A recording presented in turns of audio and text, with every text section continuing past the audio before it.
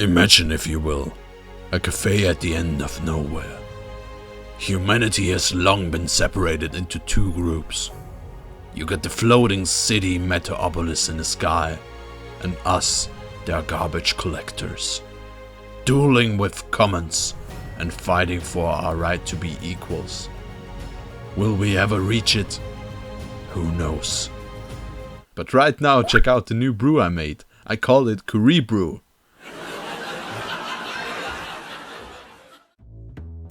Welcome to Courtesy to the Commons, the series where I reject hollow and return to common.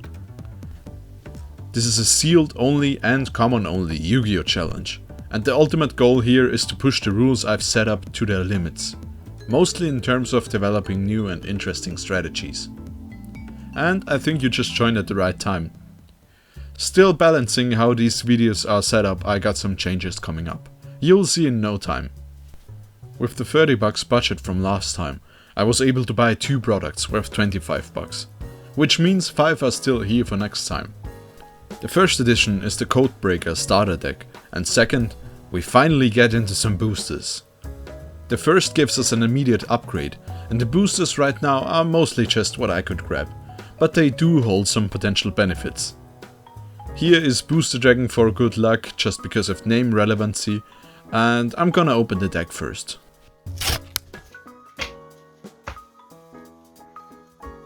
Here you have a peek at the hollows. It's limiting to not include them, sure, but not devastating this time. Transcode Talker is a decent robo-link thing, which there are quite a lot of overall in the game. He's got target protection, not for himself but for linked cards, and potential link recovery. But we don't lose that much overall, cause the strength of the deck for us comes with some simple but effective staples. You get a Cybers package as the main gimmick of the deck, if you can call it that. The intended goal here is to Cybers swarm and then go into the links. There are different approaches to achieve this, which are suggested here in this deck. One is to spam Cybers normal monsters. A strategy with some support outside of this deck, but here it's mostly just text changer, and he summons them when he is attacked. Second, it's just simple swarming strategies. Linkslayer specials himself if you control no monsters, Ram Clouder tributes on the field to special summon, and Backup Secretary just needs a face-up Cybers type, to just special summon her right from your hand. Bit Trooper discards a level 2 or lower monster from your hand to be special summoned, and then there are things that kinda work against swarming. Launcher Commander and Client aren't bad cards per se, but need monsters as fuel in order to work, and don't provide that much benefit if you can turn this into an advantage. And that's basically it. That's not why we're necessarily here for though. Let's take a look at the generics. Flamewell Guard is a level 1 Dragon normal tuner monster, and has a nice circle of cards in our collection around him that could potentially work. Beast King Barbaros, the 3 ways to bring him out card, but with all of them being a normal summon, he lost some of his original strength. Still, the impact of the card is not to be understated. Cyber Dragon and Evil Swarm Mandragora have special summon conditions. And Exarian Universe is, well, here. We got Marshmallon, who also became a bit more squishy over the years, mainly because his battle protection means not much if he is grilled before even battling. Raikou, our third Lightsworn monster, and the flip at that. Very good boy. And then there are both Battle Fader and Swift Scarecrow, ending the battle phase and made me the most hated opponent in locals back then. It still works well enough to warrant thinking about it, mainly because our only means to survive isn't stuff like that. Cyanide Universe is a field spell, with graveyard recovery, and not what we are looking for right now. If you wanna get rid of stuff in the extra monster zones, you can shoot it yourself though, but that is rarely useful. Okay, staple time.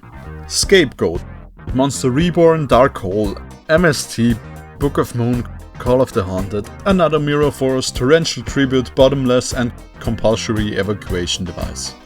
Sweet, sweet common staple goodness. I gladly take it. And then you got a little less generic cards I just leave here for you to ogle. For Link support there is silent regression, but the Link monster control condition is what makes you think about including it though. We have new extra deck members, and still not with a full extra deck, they all have a certain spot, I'll tell you that much. Link Spider being a way of swarming with any deck featuring at least one normal monster since it came out. Link Kuribo being played in everything with a level 1 monster in it. And Decode Talker provides target protection for everything you have at the cost of one tributed monster this card points to, so swarming is encouraged.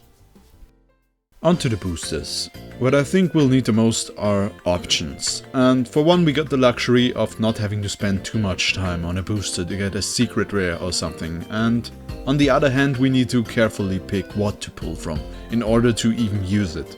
Did I say carefully pick? Well, at least this time I didn't. Legendary Duelist mostly features support for anime related archetypes, so you'll probably see some familiar faces here. Let's open it up.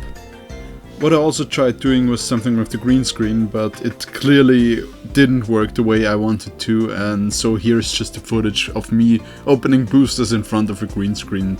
Enjoy. Oh no, it's hollow, it shines, put it away.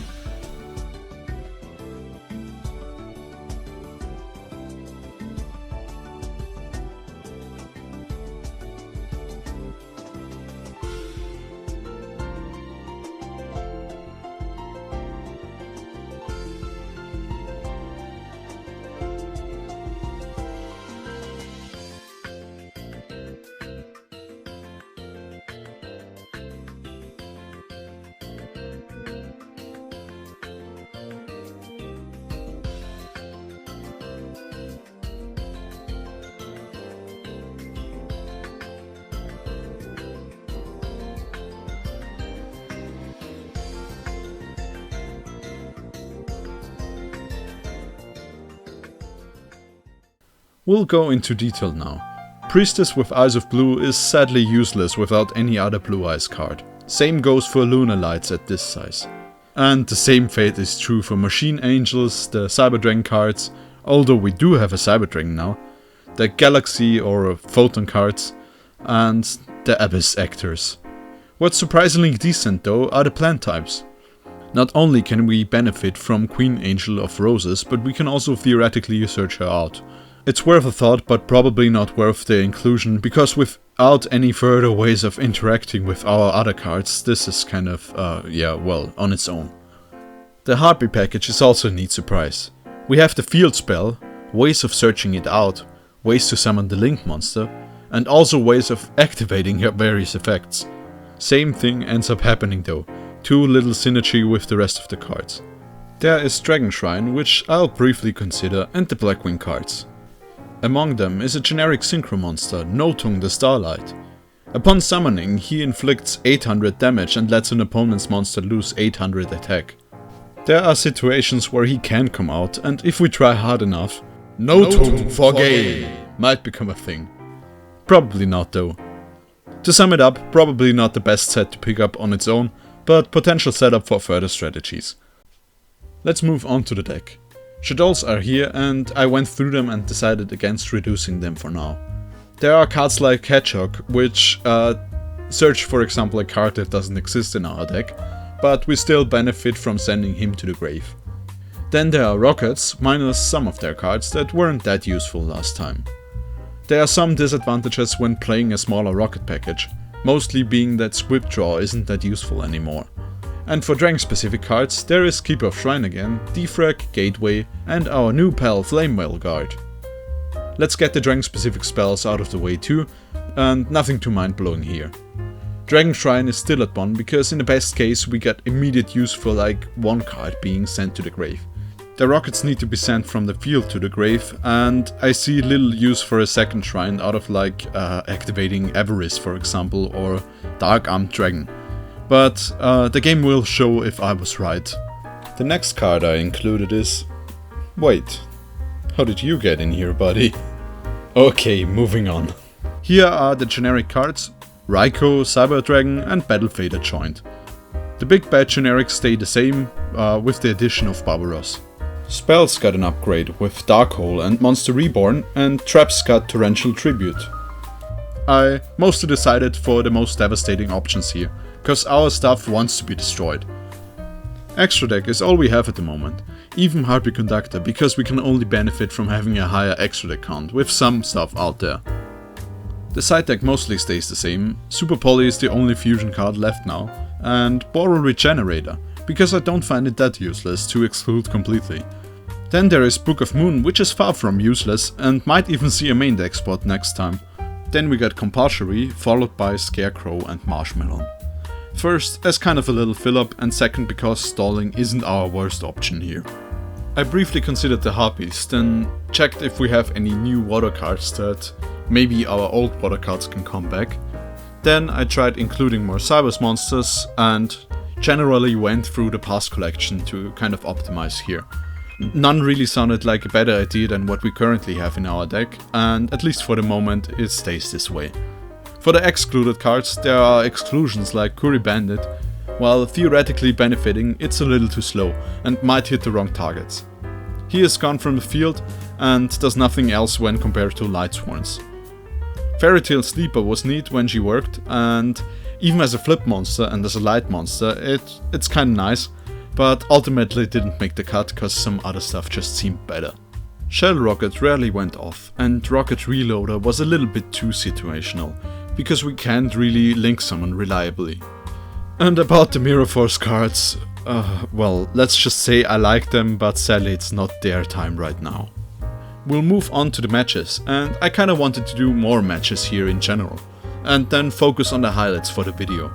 Probably because it's way more interesting to watch and I actually get more practice with the deck. So enjoy! The first match we got here is against Sacred Beast Mech Knight, which I haven't really considered, but it went off surprisingly well. So I'd say the highlight here is my opponent's first turn. He was able to bring out Hamon and even set up the field spell so I can target him.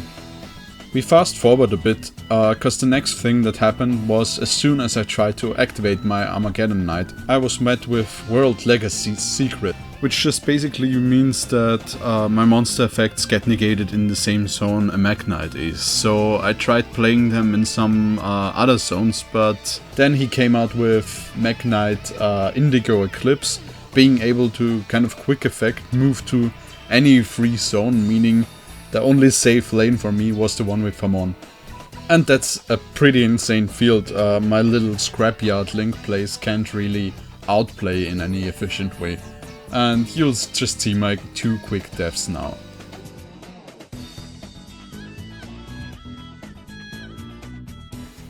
Second was Cyber Dragon, this time a more pure variant than the one with Dark Dragoon we played in the first episode. It got to pretty big attack numbers, and the card that bothered me this time was Cyber Dragon Infinity again. Coupled with Cyber Dragon Seeger, they kept coming back, but this time I could get rid of both Infinities at the same time with Lava Golem, so that's something. I'd say that's a highlight. I like how it turned out in comparison to like my first match against this archetype. We were able to survive and stall out for 21 turns I think, but stalling would be a good strategy in theory if we had any win condition that could benefit from doing so. This match ended also the same with 2 losses on my part. I'll round off the devastating matches with an Orcish Chadol kicking my butt. And my biggest problem here was the lack of meaningful protection and my inability to get rid of Galatea and her battle protection, and coupled with the ability to set back row from the deck, that was quite, well, devastating. My more interesting plays are about to start, cause the next match I played against my buddy with a pretty fun Skull Servant deck. And it gets to Skull Servant King with pretty high attack numbers, and even the ability to attack directly, but overall the boss monster lacks protection, so it fell victim to my back row in the first match. That's a win, sweet! In the second match I sided Magical Cylinder with the ultimate goal to fire 10,000 damage back at my opponent, and I managed to draw it in the deciding moment. Everything was set up, I played it, and moving on. The third match he made a mistake when targeting my Anist Rocket with Link Monster while having Access Code Talker out, and I got rid of it by targeting Magna Rocket with Booster Dragon in the next turn. and without any immediate way to bring Skull Servant King back from the grave, that gave me the time to go to Borreload and then make a bunch of stupid poses with Booster Dragon and Borreload to then go in for the match win. That's the first one, right? Nice. That's not all. I played against Generator, and their field spell keeps giving my opponent resources whenever I draw, and they have some kind of Xyz monster letting the opponent draw strategy to them. And this also meant I could go into the right cards more easily and manage to get to Crackdown in order to steal the monsters for myself. This didn't quite work out in the first game because my opponent used Solemn Judgment at the right time, but in the second game 2 Solemns got him into kill range. I even got to kill with Mathematician, which I didn't think I would ever see. The luck didn't last long for the last match, so my opponent got this one. The last match was against the Ra deck, and I think the new support is really fun to check out and also to play against. Problem is mostly Ra itself, in any modern field. Because when you use Ra's effect, you get yourself into kill range, and the new support doesn't really provide any consistent way of circumventing that. Here's to hope the new God decks coming out provide some support for the Ra players that are clearly out there. And I beat my opponent in the first match with Linkuriboh and running over Ra in the next turn. And in the second match something happened I gotta consider a highlight here. After accidentally lost winding myself, Ra went in for the kill. But I stopped the attack by stealing the right card.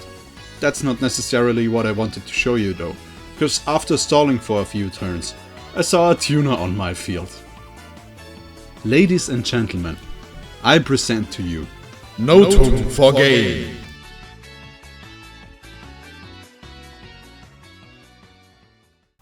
We leave this round with 4 losses and 2 actual wins this time. Today my approach with mostly random duels benefited me more than not. And we finally find some sort of base, mostly against casual stuff though. It's still a high ceiling and that's kinda exciting to think about. We move on to the learnings. We need to streamline our strategies a bit more. The structure decks give us a base to work with, but consistency can come with more copies of the same cards, which we need to search elsewhere. Any shortcomings in terms of lack of removal, lack of disruption, etc. is to be expected at the speed and with the rules I chose to approach this though. So I just note this here, but I'm certainly not surprised. For more positives, I like the Battle Fader and Linkuriboh combo. It's just like a piece of nostalgia that gets new context now. Also, overall the additions this time are pretty dope, and I doubt the matches I did win would have been the same without them. And with that being said, I'll conclude this, and as always hope you get something out of this. Feel free to provide feedback if the highlight-centered more matches approach was something you enjoyed. And with that, I hope to see you in the next one. Bye.